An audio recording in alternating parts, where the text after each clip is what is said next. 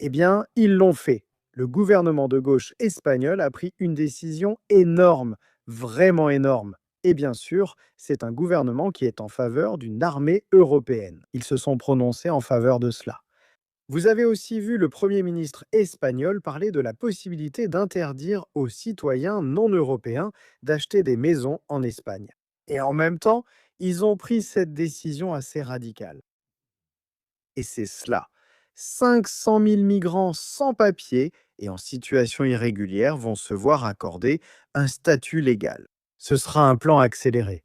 Et ceux qui sont en Espagne depuis au moins 5 mois, ce qui n'est pas très long quand on y pense. Et, à condition de ne pas avoir de casier judiciaire, ils pourront faire une demande entre avril et la fin juin.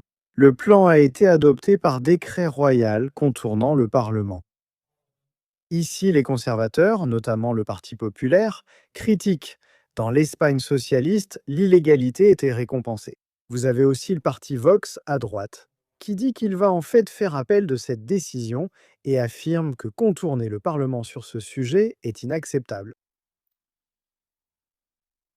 Je soupçonne aussi que ce que vous allez voir, malheureusement, c'est une nouvelle augmentation massive de la migration illégale vers l'Espagne de la part de personnes qui voient cette évidence-là. Ceci constitue un puissant incitatif pour qu'ils entrent illégalement en Espagne.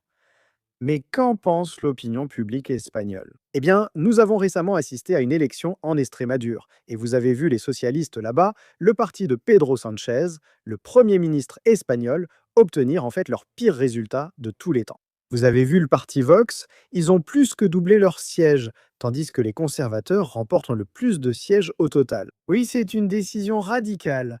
Moment important pour l'Espagne, il sera intéressant de voir l'avis du peuple espagnol. Mais s'il vous plaît, faites-moi part de vos réflexions à ce sujet dans les commentaires ci-dessous. N'hésitez pas à mettre un petit pouce bleu à cette vidéo et bien sûr, comme toujours, merci de regarder.